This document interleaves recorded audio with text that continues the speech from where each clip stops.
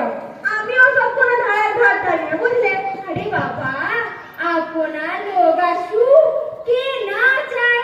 তারা তো বাইরে থেকে নতুন হাওয়া নিয়ে আসে, নতুন চাঞ্চল্য বয়ে আনে, জীবনের স্বাদ ফিরিয়ে আনে। আরে তোমার সাথে কোনো বাধা ধরে একঘেয়েমি জীবন, এখান থেকে আমাকে দেয়, মুক্তি দেয়। ওই একঘেয়েমি দূর করতে গিয়ে কতখানি ঘা খাওয়ার কোনো প্রয়োজন হয় না, বুঝলে? হ্যাঁ, আবার যখনই আমার লোক আসে আর তুমি তো কারো নিন্দা করতে গেলে তুমি আগে তো যাওই না। তা বই কি, তাদের ওই খরচ তো আমাকেই সামলাতে হয় নাকি? হ্যাঁ, তা আপনজনদের জন্য মাঝে সাঝে একটু করতে হয় বই কি? হ্যাঁ, তাদের ওই এই দেখো ওই দেখো, এর খরচ তার খরচ সব তো আমাকে তুলতে হয়। যা বাবা, তা আপনজনদের একটু খরচ খরচা তোমার সামলাতে হবে না? নিরঞ্জনের সেই অঙ্কগুলো তোমার মনে নেই? হ্যাঁ, দেখেছি তোমার নিরঞ্জনের ফুর্তি। আগের বার দুখানা চেয়ার নিয়ে তার যা কায়দা দেখালো, বাবা! ভাবো দেখি তার কি আমোদ। হ্যাঁ, ভাঙলো আমার দামি দুখানা চেয়ার, আর ফ্যানটা ভেঙে পড়ে রইলো মাঝখানে আমার বাড়িতে, বাবা! হ্যাঁ, তুমি তো কারো নিন্দা করতে পেরে কিছু চাওই না। তা করবো না? ওই রুগীর পাশে দিন রাত তার সেবা শুশ্রূষার জন্য দাঁড়িয়ে থাকা, এই ডাক্তার ডাকো, এই ওষুধ আনো, সেসব তো আমায় করতে হয়েছে। সেসব কখনো ভোলা যায়? তা তুমি ছাড়া কে করবে বলো দেখি? হ্যাঁ, তার রোগের পথ্যি, ডাক্তারের ফি সব আমায় গুনতে হয়েছে, বুঝলে? অবশ্যই তোমায় গুনতে হবে বইকি। এই তো এখনই হয়তো নিরঞ্জনে এসে পড়বে বলে। কই, ওরা তো এখনো আসছে না। কোথায় গেল নিরঞ্জন? ওদেরকে তো এখন আসছে না, তাও কেন আসছে না? শোনো, আসবে, অত ইয়ে করার কোনো প্রয়োজন হয়? চুপ করো, ওরা আসছে বলে। ওরাই এসেছে। আরে চুপ করো, শুনতে হবে তো।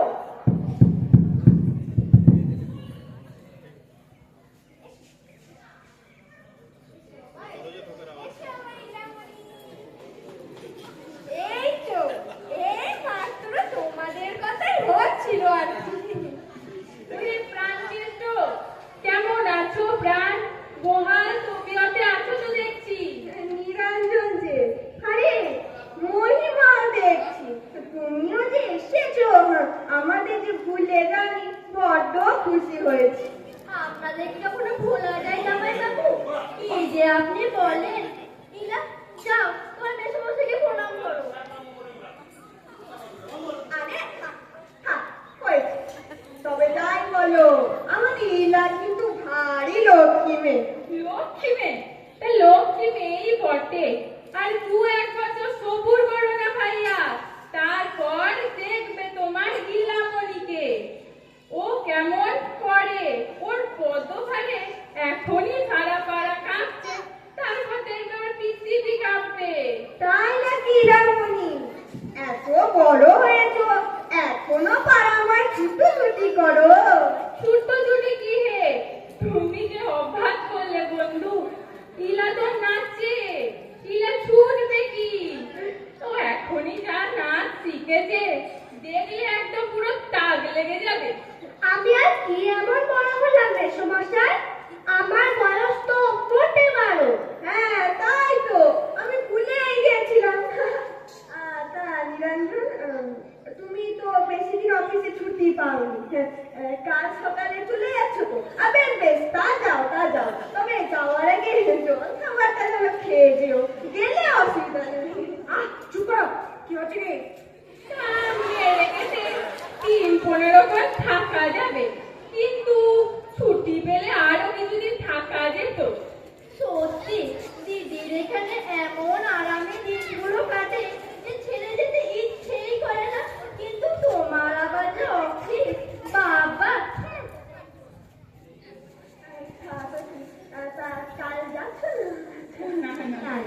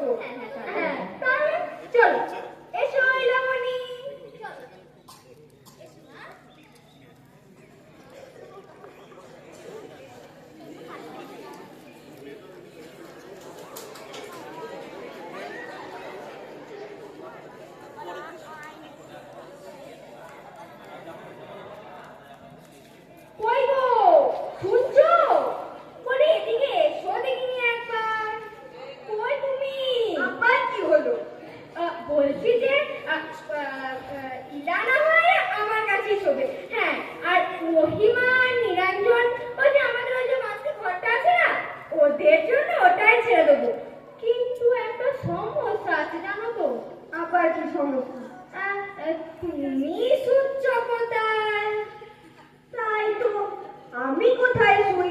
তা আমার ছোঁয়া, আমাকে শোয়ানো কি তোমার একান্তই দরকার? ওই সব বাজে কথা তুমি ছাড়ো দেখিনি। শোনো, একটা উপায় আছে। ওই যে ওই ভাড়ার ঘরে যে বেঞ্চিটা আছে না, ওখান থেকে হাঁড়ি কুড়িগুলো সরিয়ে আর তোমার জন্য বিছানা করে দেবো, আর ডবল করে পেতে দেবো। বেশ পুরো হবে বিছানাটা, তা তোমার শোয়ারও আরাম হবে। কেমন? ওই বেঞ্চিটা যার থেকে আমি আগের বার পড়ে গিয়েছিলাম? না না না না, আমি ওটাতে শুচ্ছি না। কেন? বেঞ্চিতে শোয় না নাকি মানুষ? বেঞ্চিতে কি মানুষ শোয় না? তা রেলগাড়িতে মানুষ যায় কি করে? প্রাণ হাতে করে। ওই দিনের পর দিন, রাতের পর রাত নিজেকে হাতে করে রাখা আমার পোষাবে না। আর তাছাড়া সেটা যে কদিনের ধাক্কা কে জানে, তার থেকে বরং আমি মাটিতেই শোবো। বেশ তো, তাহলে তোমার জন্য আমি স্নানের ঘরে জায়গা করে দেবো, ওইখানেই শুতে হবে তোমাকে। স্নানের ঘরে? আমি স্নানের ঘরে শোবো মাসিমা। আহা, না জানি স্নানের ঘরে কি ঠান্ডা, সেখানে শুতে কি না আরাম। তুমি স্নানের ঘরে শুতে যাবে কেন মা? তুমি তো আমার কাছে শোবে। আমি ওই স্নানের ঘরে শুতে পারবো না। কলটা খারাপ হয়ে গেছে, টপ টপ করে জল পড়ে। মাথায় জল পড়লে আমার আবার ঘুম আসে না। ছাতা মাথায় নিয়ে ঘুমোবে? ছাতা মাথায় নিয়ে ঘুমোয় না মানুষ, ওই ছাতা মাথায় নিয়ে তুমি আর ঘুমোবে। আমার শোয়া নিয়ে না তোমাকে আর ভাবতে হয় না, বুঝলে? তার থেকে আমি বরং বাইরে চেয়ারে শোবো। আমার আরাম ঢের চেয়ারে। কিন্তু ওখানেও তো একটা সমস্যা আছে। আরে এক নিরঞ্জন বাবু অনেক রাত পর্যন্ত ওই চেয়ারে গল্পের বই পড়ে, আর উনি গল্পের বই পড়তে যে ভালোবাসেন, ওখানে তুমি শোবে কি করে? তাহলে শোনো, আমার শোয়া নিয়ে তোমাকে আর ভাবতে হবে না। আমি সামনে ফুটপাতে শোবো, তাও আমার ভালো। তোমার মেসোমশাই তুমি কিচ্ছু মনে করো না, তোমার মেসোমশাই ওই রকমই, নিজের কেউ এলে এত খুশি হন যে বলাই যায় না। আপন লোকেরা যাতে সুখে থাকে তাই তো উনি চান। তাহলে মেসোমশাই শোবেন কোথায়? উনি ওনার শোয়ার জায়গা ঠিক হয়ে যাবে। চলো, তুমি এখন আমার কাছে ঘুমাতে চলো, অনেক তো রাত হলো। চলো মা, চলো।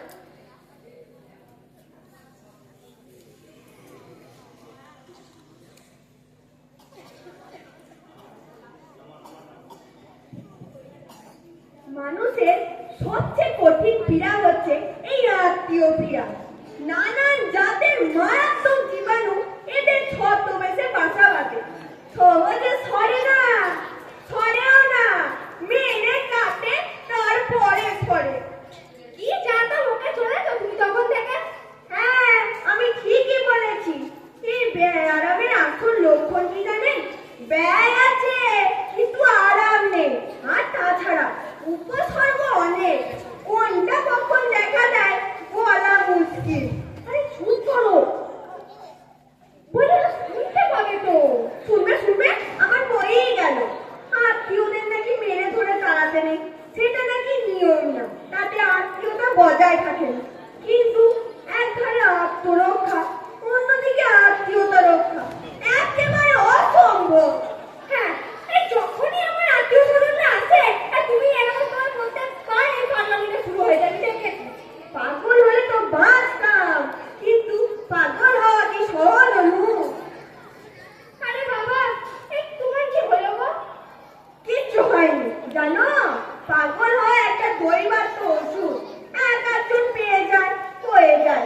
প্রাণ কেসকে তেমন বরাদ নয়, বুঝলে? আমার বরাদের না অত জোর নাই যে আমি পাগল হব। এই তুমি কোনো ওষুধ টষুধ খেয়েছো নাকি? ওই যে কি বলছিলে না, ওই তো এই ওষুধ টষুধ। ওষুধ খেতে যাবো না। আরে আমার মাথা খেও না, যাও তো নিজের জায়গায় যাও, কে শোক না। বেশ, আমি তো তোমার যত শত্রু, আমি জানি তো আমি তোমার শত্রু। চলে যাচ্ছি আমি, থাকো তুমি, আর আসবো না আমি।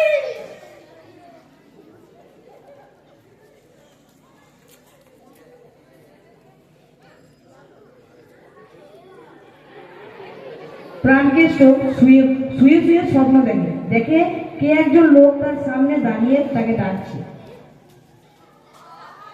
কেষ্ট, ও বাবা প্রাণকেশ, কেষ্ট।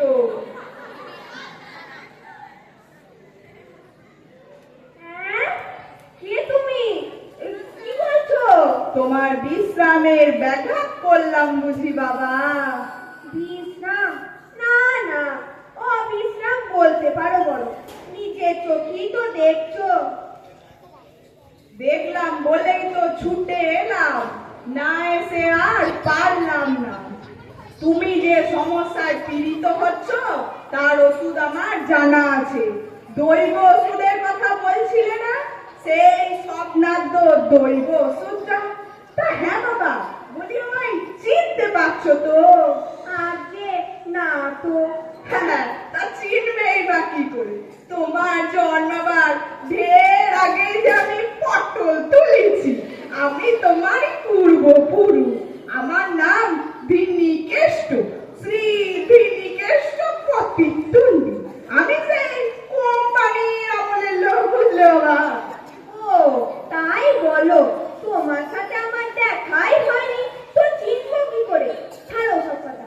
তোমার যেন কি একটা ওষুধ জানা আছে বলছিলে? হ্যাঁ, সেই কথাই তো বলছি।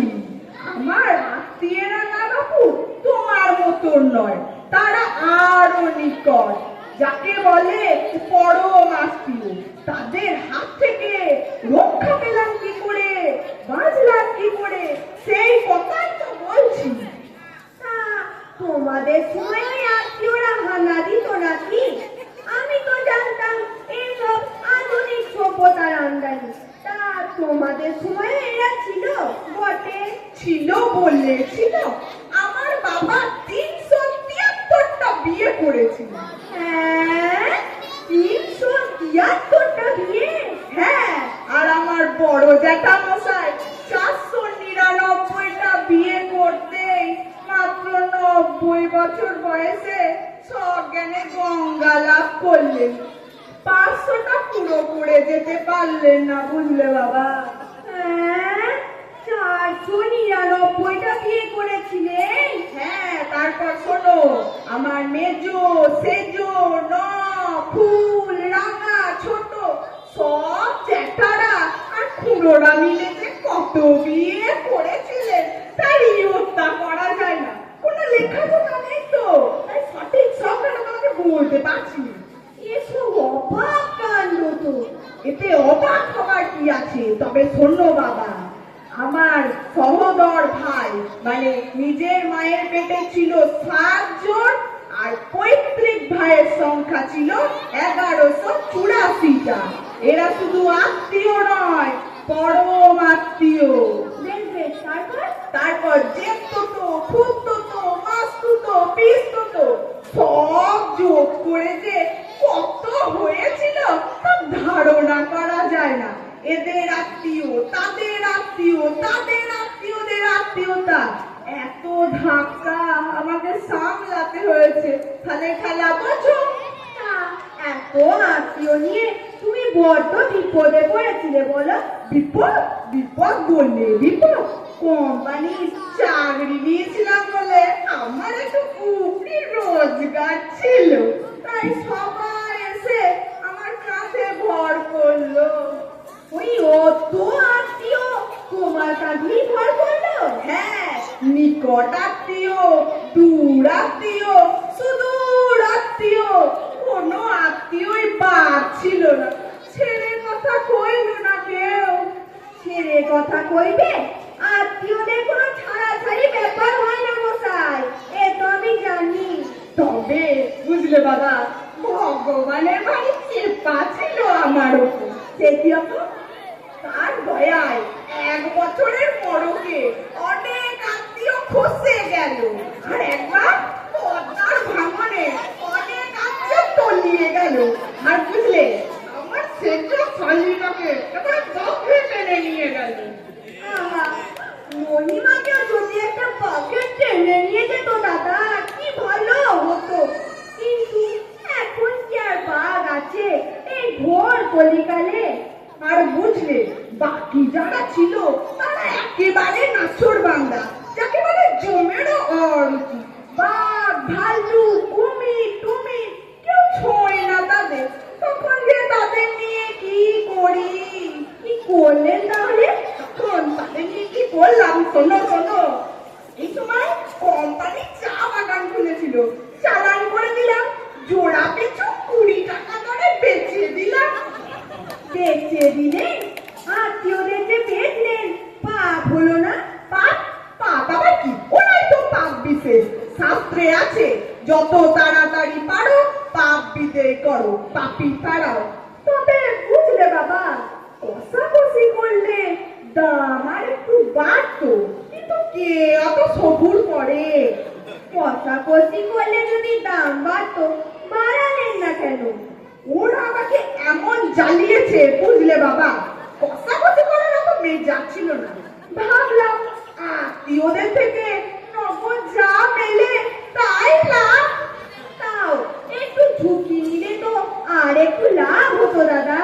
কাজলেই বাপু অত ঝুঁকি নিয়ে, আত্মীয়দের নিয়ে ব্যবসা বইতো নয়।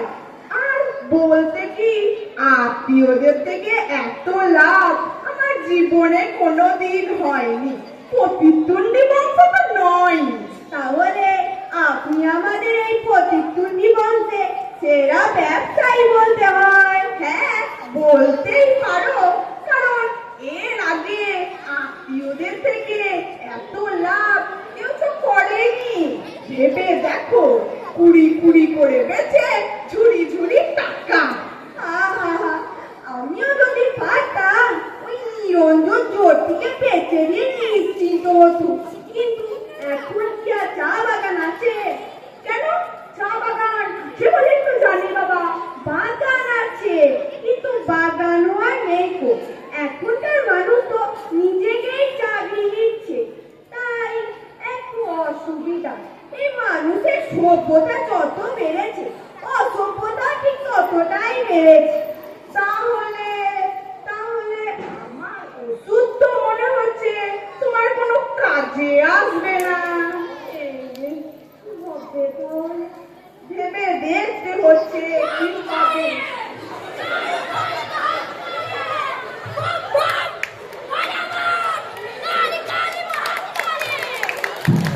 আরে ঠাকুরদা রে, কি বলে? আহা, বেচারা ভারী কষ্ট পাচ্ছে, সেই জন্য আসতে হলো আমার। ইনি আমার ঠাকুরদা, ইনি আমাদের আরো পূর্বপুরুষ। এনার নাম কুলাচার্য শ্রীমৎ কালীকেষ্ট প্রতিদ্বন্দ্বী। সেই সময়কার এক নামকরা তান্ত্রিক ছিলেন। কালী সাধনা করতে গিয়ে শেষটায় কাপালিক হয়ে যান। বৎস প্রাণকেষ্ট, আত্মীয়দের নিয়ে তুমি বড় বিব্রত বোধ করছো, তাই না? এক কাজ করো, খেয়ে ফেলো। ফেলবো? আত্মীয়দের খাবো বলেন কি মশাই? এছাড়া কোনো উপায় নেই। তাই বলে ওদের খেয়ে নেবো? এটাও কি সম্ভব? এক একটাকে ধরো আর থাপা খাপ খাও, এছাড়াও কোনো উপায় নেই। এ কি বলছেন মশাই? আত্মীয়দের কি কখনো খাওয়া যায় বলুন দেখি? তারা যে অতি অখাদ্য। মোটেই না, তোমার ধারণা ভুল। শুধু ও ভাবে ওরা অতি সুখাদ্য হতে পারে। রসনার পটে ওদের মশালা করে, চর্বিতে চর্ব নয়, ওদের জড়স নতুবা নেহাত ওরা বেয়াসি। আমি কাপালি হলাম কেন? কেন? শুধু ওই খাবার লোভে। আমার আত্মীয়রা যারা আমার হৃদয়ে স্থান দিয়েছিল,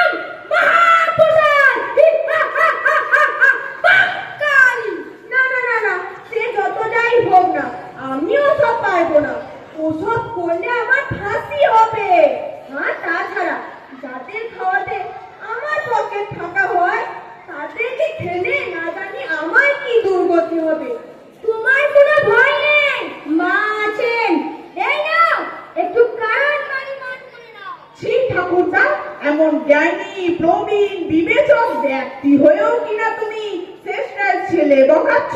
ঠিক ঠিক। কোনো দ্বিধা করো না প্রাণকেষ্ট, পান করো, মনে জোর পাবে তাহলে। এটা কি মানে সবাইকে কি একেবারে খাওয়া সম্ভব মশাই? না মানে মনে নেই রামকৃষ্ণদেব কি বলতেন? তিনি বলতেন ফোঁস করো কিন্তু ছোবল মেরো না। তা যদি আত্মীয়দের বেলাতেও না খেয়ে ফোঁস করা হয় তাহলে কি হয় না? রামকৃষ্ণদেব কে আছে? কে তিনি? কত বড় জগমাই দেবতা হন না? যাই হোক, আমাদের প্রতিদ্বন্দ্বী বংশে। তা ঠিক তা ঠিক। এদের শীতের সঙ্গে তার কখনো আলাপ হয়নি, সেটাও সত্যি। কিন্তু তবুও যদি রামকৃষ্ণদেব যাই হোক, আমাদের বংশে তিনি তার কোনো নাম শুনতে পাই নাই। কিন্তু যাই হোক, আমার কোনো তার নাম যখন শুনিনি তখন আমার কোনো কাজ নেই, তোমার কোনো কর্ম নেই। তাও ঠিক। তাহলে প্রভু উপায়? উপায় একটাই, তুমি এক কাজ করো, আমাদের প্রাতঃস্মরণীয় বটকেষ্ট প্রতিদ্বন্দ্বীর কথা বলতে পারো। যদি সে বলতেন যদি ফোর্স করে ছেড়ে দাও তো পরে আফসোস করতে হবে, কিন্তু তিনি বলতেন আরো বলতেননি। কিন্তু ওই রকম নাম তো আমিও কখনো শুনিনি। তিনি বটকেষ্ট প্রতিদ্বন্দ্বীর কথা তাহলে মন দিয়ে শোনো। তিনি বলতেন যদি ফোর্স করে তাহলে পরে মুখে আফসোস করতে হবে। সে আসছে না? রাম হরে রাম, রাম রাম হরে হরে, হরি বল হরি বল। প্রভুপাদ, এমন বেশি এখানে যে হঠাৎ আসতেই হলো, বেচারা প্রাণকেষ্ট বাড়ি ছেড়ে বিবাদী হয়ে যায়, সেই ভয়ে তো এলাম। হরে কৃষ্ণ। কে ইনি কে? ইনি কে? ইনি আমাদের হরেকৃষ্ণ প্রতিদ্বন্দ্বী মহাশয়, আমাদের সেই মহাপ্রভু চৈতন্য দেবের সময়ে একজন মানুষ। তিনি সেই মহাপ্রভু চৈতন্য দেবের সময়ে একজন মানুষ। তিনি আমাদের সেই প্রতিদ্বন্দ্বী বংশের একজন লোক। থাক থাক। প্রভুপাদ, এমন বেশি এখানে যে হঠাৎ? কি করবো অত? বেচারা প্রাণকেষ্ট বউকে ছেড়ে চলে যায়, সেই ভয়ে তো এলাম। প্রভু, আমার এইটুকু এই কুড়ে আমাদের স্বামী স্ত্রীর কুলোয় না, তাতে ওরা এসে ভর করেছে। কাঁদে না কাঁদে না, আমার বেলাতেও এই সমস্যা দেখা দিয়েছিল, তবে আমি কিন্তু তাদের তারা হবো না, আবার আসতে বাধাও দিলাম না। তাহলে তাদের নিয়ে কি করলেন প্রভু? কিছুই না, কৃষ্ণের কৃপায় তাদেরই ঘাড় ভিউ আমার কুড়েটাকে প্রাসাদ বানালাম। কালক্রমে সেই প্রাসাদ ফলা হয়ে বেড়ে ওঠে, মহাপ্রাসাদ হয়ে দাঁড়ালো। হরে কৃষ্ণ। তা প্রভু, কি করে তা সম্ভব হলো? কিছুই না বৎস, তাদেরকে ধরে ধরে নামাবলী আর পন্থী দিয়ে ছাড়তে লাগলাম। তাদের ইহলোকে যথা সর্বস্ব কেড়ে নিয়ে পরলোকের পথ মুক্ত করে দিলাম।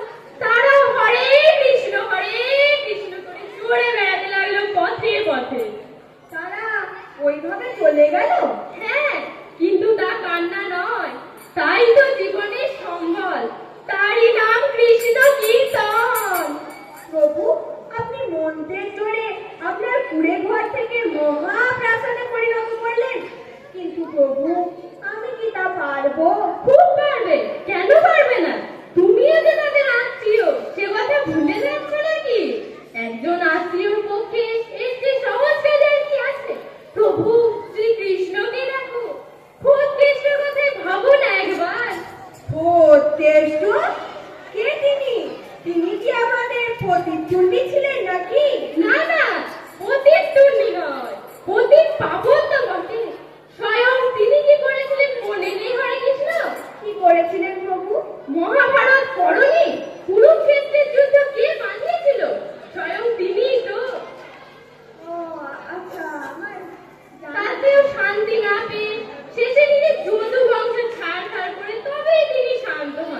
এতেই বোঝো। কিন্তু প্রভু, আমার মতো এই সামান্য লোকটি অমন কুরুক্ষেত্র করতে পারবে? খুব পারবে, কেন পারবে না? প্রত্যহ গীতা পাঠ করো, নাকের উপর তিলক চড়াও, তাহলেই হবে। প্রভু, গীতা পাঠ করলে তা সম্ভব? হবে হবে, তার সাথে পাইকারি দরে নামাবলী আর কণ্ঠে বায়না দিয়ে রাখো। ঠিক আছে প্রভু। তারপর কি? তারপর ওই নামজাদা গামছা গলায় জড়িয়ে তারপরে কি করতে হবে বুঝতেই পারছো। হ্যাঁ প্রভু, তা বুঝেছি। তবে তবে শেষটায় আমি আর আত্মীয় অনাত্মীয় বাহিনীর যে এসেছে কাজ ঘেসেছে, যাকে ধরতে পেরেছি তাকেই দীক্ষা দিয়েছি, হাড়ে হাড়ে দীক্ষা। আসলে না দিয়ে তো নিষ্ঠা, জীবে দয়া নামে রুচি আমার ধর্ম কিনা। জীবে দয়া আর নামে রুচিটা আমার নাম মাত্র, কিন্তু জীবের রুচিটা আপনার চেয়ে বেশি। তুমি তুমি তাহলে মানুষের কুলাঙ্গার ফুল খেয়ে শেষ করেছ, তাতেও তোমার শান্তি হয়নি। যদি তাদেরকে বাঁচিয়ে রেখে রোজগারের উপায় করতে কত লাভ হতো ভেবে দেখেছিলে? আর তুমি আমাদের বংশের মহাপুরুষ। আমি অনেক পুরুষ দেখলাম, চোখেও দেখেছি, চোখেও দেখেছি। একবার মহাপুরুষকে দেখে একবার মানে পাপ করে।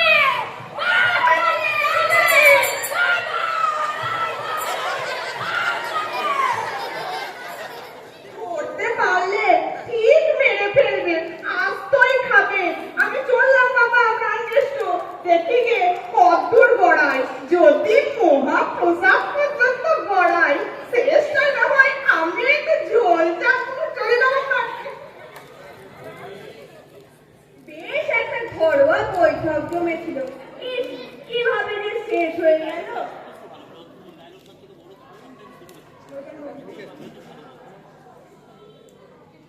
ওগো শুনছো? বলি অনেক তো বেলা হলো, তো এবার কই গো? রক্ত চাই, রক্ত চাই আমার। কি চাটা তোকে চলেছো তখন থেকে? হ্যাঁ। ইস, চাটা বেশ গরম হয়েছে দেখেছি। আমি খাবো, ধরবো আর খাবো। একটাকে কেটে কুটে মশলা মাখিয়ে খাবো। কি চাটা মুখে চলেছে তখন থেকে? হ্যাঁ, আমি ঠিকই বলেছি। চপ, কাটলেট, কারি, কোরমা সব বানিয়ে খাবো। আর তারপরে কালিয়া দমন করা আমার কাজ, আমার চোদ্দ পুরুষের কর্ম। হ্যাঁ, জানো আমাদের পূর্বপুরুষ কে ছিলেন? ভোজকেষ্ট। ভোজকেষ্ট? হ্যাঁ, তিনি কি করেছিলেন জানেন? কি? তিনি কুরুক্ষেত্রে কালিয়া দমন করেছিলেন। আমিও করবো, আমিও খাবো। সকাল সকাল কি যে বকে চলেছে কে জানে। রাত্রে মনে হয় ইঁদুর কামড়েছে, পেটার মনে হয় র্যাক প্রয়োজন হয়ে গেছে। কেন? আমি কি কুরুক্ষেত্র পারি না? मैं भूखा हूँ। আরে বাবা, তা মেয়ে ভুকা ভুকা আমি কি করবো? তোমার গিন্নিকে বলো না খাবার আনিয়ে দেবে, আর না হয়তো বানিয়ে দেবে। খাবার নয়, আমি তোমায় খাবো। তোমার হাড় খাবো, মাংস খাবো, আর চামড়ানি টুকটুকি বাজাবো, টুক টুক টুক টুক করে। হ্যাঁ, আচ্ছা অনু, ওই কি মাঝের মধ্যে এরকম ধারা বইতে থাকে নাকি? এটা মনে হয় মিছিল ব্যায়াম, বুঝলে? কই, আগে তো কখনো দেখিনি এমন। বাড়িতে থাকতে তো ওনার এমন কখনো হয়নি গো। এদি জামাইবাবুর কি হয়েছে? রক্ত চাই আমার। বাহ মেসোমশাই, তুমি তো বেশ নাচতে পারো। আমাদেরকে নাচ শেখায় সেই ছাদুদার চেয়েও তো দেখছি তুমি ওস্তাদ। তোকেও খাবো আমি। আচ্ছা বল দেখি, তোর কাটলেট বানালে কেমন হয়? বেশ হয়, কিন্তু আমাকেও একটু চাটতে দিও। সে হবে পরে, আগে তোকে কালীঘাটে নিয়ে গিয়ে বলি দি, তারপরে। ও মা, এইসব কি মুখে চলে যাচ্ছে? ছি ছি, বালাই শাক। গন্ডা, 10 টাকা দরে বিক্রি করলে 30 টাকা। মন্দ কি? কি বলছো মেসোমশাই? এই তোদের কথাই বলছি। চা বাগান নেই তো কি হয়েছে? তোদের কথাই খানায় নিয়ে যাবো আমি। তোদের কেটে কুটে তারপরে খাবো। হ্যাঁ। মাসিমাকেও ধরো, তাহলে তো তোমার গন্ডা পুড়ে যাবে। ওটা গন্ডার, গন্ডার কথাই নেবে না। মানুষে গন্ডার খায় না তো। আচ্ছা কেনা বেচার কথা কেন? মেসোমশাই খাওয়ার কথাটা বাদ পড়ে গেল। বাদ পড়ে গেলে খাবো তো আলবাত।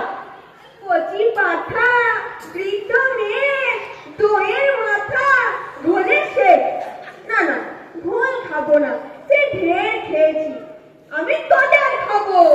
মাসিমাকে অখাদ্য বললে তাই তো মাসিমা কাঁদছে। না না না, ওই অখাদ্যকে আমি খাবো না, আমি তোদের খাবো। ওর মা আর খাবো। খাবো খাবো তো বলছো, খাচ্ছ কই? তারা বটিটা আনি, কাটি তোদের, তবে তো।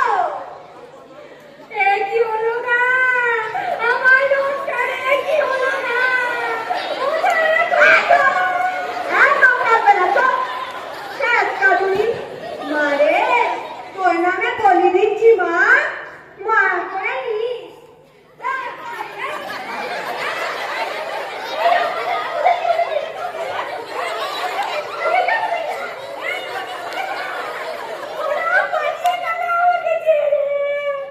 এবারে আমাকে এই গান চুপ করো গিরি, চুপ করো।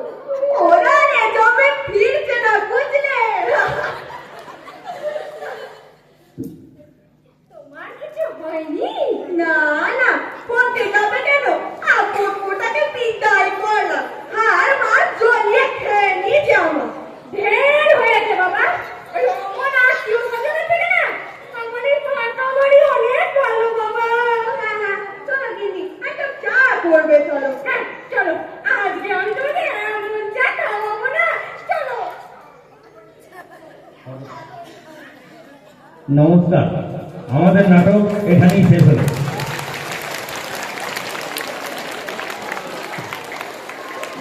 অসংখ্য ধন্যবাদ আমাদের অচিন্ত বাবুকে তার নির্দেশনার জন্য।